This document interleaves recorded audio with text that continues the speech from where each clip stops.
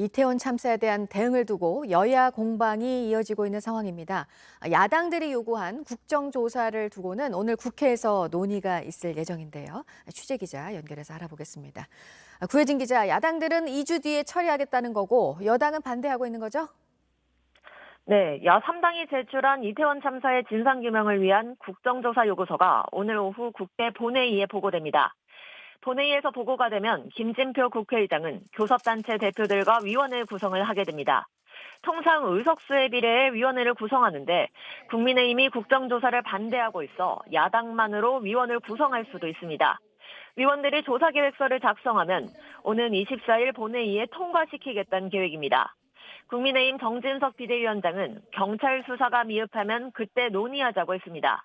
윤 대통령도 경찰 수사, 통치 후 검찰 수사에 대한 진상규명을 국민들이 더 바라지 않느냐며 부정적 입장을 밝혔습니다.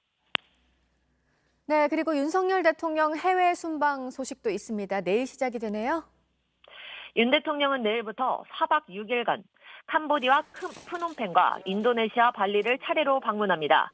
아세안 관련 정상회의와 주요 20개국 정상회의 등 다자회의를 참석하고 한미일 정상회담 등 양따 회담도 중간에 진행하게 됩니다.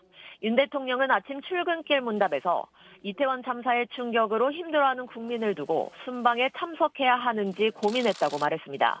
하지만 기업들의 경제 활동을 든든히 뒷받침하기 위해 참석이 불가피하다고 판단했다고 덧붙였습니다.